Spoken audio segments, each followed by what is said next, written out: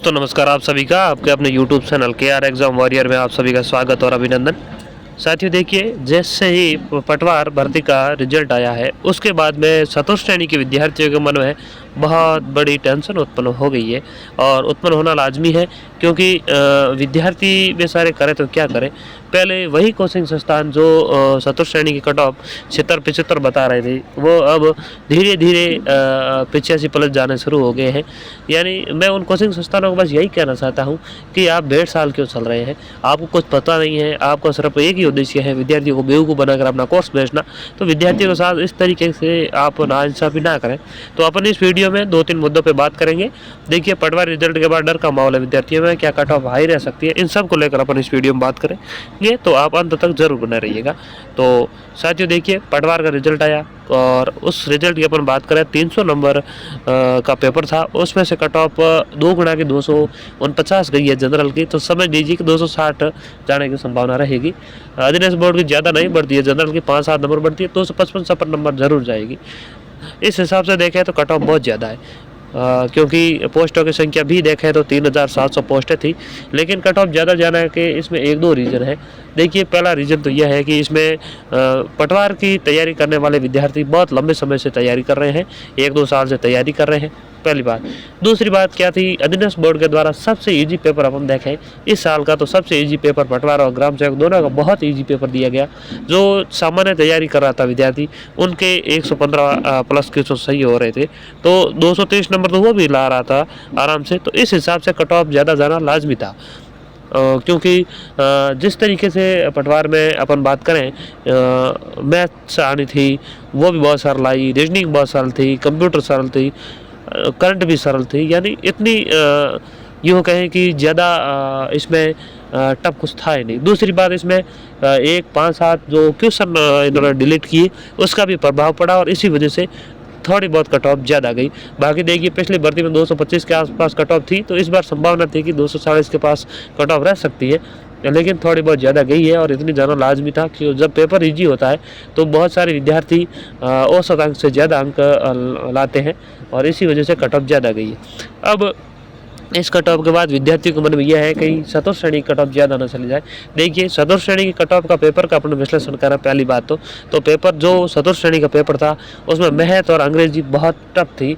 ऐसा नहीं था कि आसानी से कर जाए। जो फर्स्ट ग्रेड सेकंड ग्रेड से तैयारी कर रहे थे अंग्रेजी और मैथ से, उन विद्यार्थियों के 15 में से 7 क्वेश्चन मुश्किल से सही हो रहे थे। तो बाकी वाले तैयारी वाले विद्यार्थी थे जो स्पेशल सब्जेक्ट नहीं था, उनके अपन समझ सकते हैं कितने क्वेश्चन सही हुए थे। तो पेपर काफ़ी स्तरीय बनाया गया अधिनेश बोर्ड के द्वारा चतुर्थ श्रेणी का, क्योंकि पहले माहौल बनाया गया था अधिनेश बोर्ड के द्वारा, यह आलोक राज्य के द्वारा कहा गया था कि हम पेपर आसान देंगे मैथ, क्योंकि पहले मैथ आसान आई थी तो इस वजह से, लेकिन मैथ और कंप्यूटर अंग्रेजी दोनों ही टफ आई। इसी वजह से अपन मान रहे हैं कि कट ऑफ ज़्यादा नहीं जाएगी। और दूसरी बात, 120 क्वेश्चन थे और विद्यार्थियों को 120 मिनट ही दिए गए, और अंग्रेजी और गणित जब टफ आई तो विद्यार्थी आसानी से पेपर भी सही टाइम मैनेजमेंट नहीं कर पाए, वो भी एक प्रभाव पड़ा।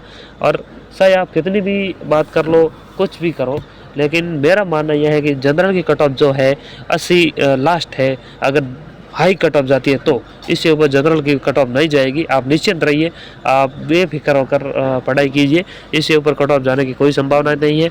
जनरल वाला 80+ वाला आराम से सेफ है, उन्हें कोई नहीं रोक सकता। और ओबीसी वाले 2-3 नंबर कम मान ले, 2-3 क्वेश्चन अपने कम मान लें, इससे ऊपर कट ऑफ जाने की कोई संभावना नहीं है। कोचिंग वालों का क्या है और यूट्यूब वालों का यही है, पहले तो यही कट ऑफ कम बता रहे थे, अब जैसे पटवार की आई तो कट ऑफ बढ़ा दी। इसका मतलब यही है कि आपको कुछ समझ में नहीं आ रहा है, आप तो जैसे कोई आगे डरा चल रहा है उसके पीछे चल पड़े। ऐसा नहीं होता है, पेपर का विश्लेषण देखना पड़ता है, उसके बाद कट ऑफ निर्धारित होती है। मैं आपको बता दूं सेकंड ग्रेड के बारे में एक बात। देखिए, सेकंड ग्रेड की जब 1200 पोस्टें थी और 1200 पोस्टों में कट ऑफ 309 रही, उसके बाद सेकंड ग्रेड का पेपर हुआ, केवल 61 पोस्टें थी, उसकी कट ऑफ 295 रही। तो देखिए, ज़्यादा पोस्टें होने के बावजूद भी कट ऑफ कम रही, ज़्यादा रही और कम पोस्टें होने पर कट ऑफ कम रही। तो इसका रीज़न क्या हुआ? कट ऑफ ज़्यादा रहनी चाहिए, पोस्टें कम थी, लेकिन पेपर का स्तर हमेशा यही रहता है कि जब पेपर टफ आता है तो कट ऑफ कम रहती है। यही कारण रहता है। बाकी देखिए अगर पेपर सरल है और पोस्ट चाहे कितनी भी हो तो फिर वो कट ऑफ ऊपर जानी स्वाभाविक सी बात है।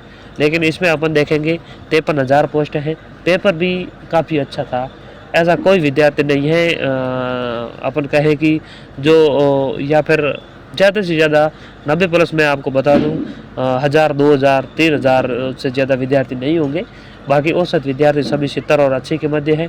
जहाँ औसत रहता है वहीं कट ऑफ जाकर रुकती है और वही होगा, आपको ज़्यादा टेंशन लेने की ज़रूरत नहीं है। बाकी यूट्यूब और कोचिंग वाले अपना माहौल बनाते रहेंगे। कोचिंग वालों का एक ही काम है अपना कोर्स बेचना और अपने कोर्स का प्रचार करना, और कोई उद्देश्य नहीं है।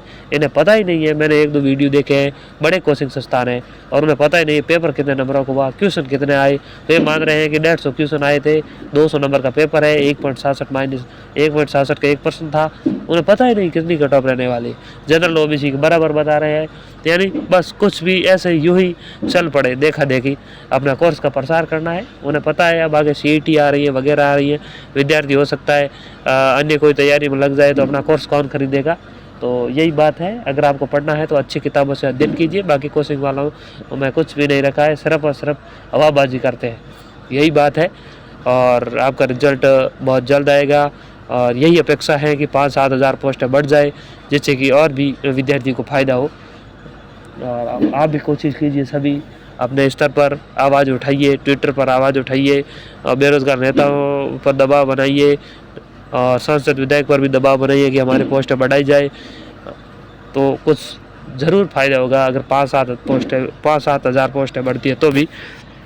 तो इसको लेकर एक ये वीडियो था, आपको ज़्यादा टेंशन वगैरह लेने की ज़रूरत नहीं है। अगर आप सक्षम है आगे पढ़ने के लिए तो अपनी पढ़ाई जारी रखिए, और आपको लग रहा है अपना तो अंतिम एग्ज़ाम है तो बस निश्चिंत रहिए, जो भी चल रहा है वो चलने दीजिए।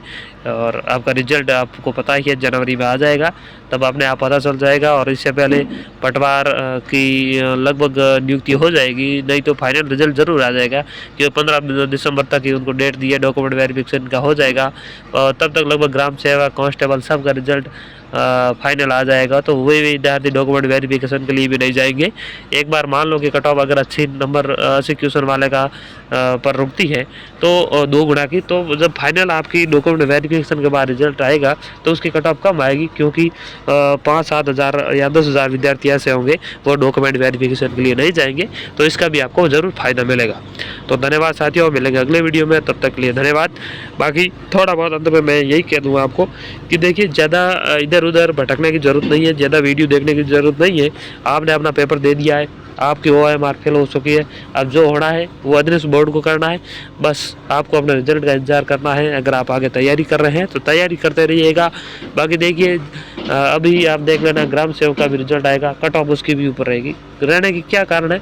कारण यही है, रीज़न यही है उसमें भी कि पेपर सरल था, लेकिन एक बार में पेपर था, तो वो आने के बाद पता चल जाएगा कि नॉर्मलाइजेशन उसमें है नहीं। बाकी भर्ती में नॉर्मलाइजेशन होता है तो कितना असर पड़ता है उसका भी अपन को पता चल जाएगा। दूसरी बात, डिलीट वाले मामले को लेकर भी आपको दबाव बनाना चाहिए अधीनस्थ बोर्ड पर कि उसको बोनस दिया जाए। तो यही न्यूज़ थी, मिलेंगे अगले वीडियो में, तब तक के लिए धन्यवाद।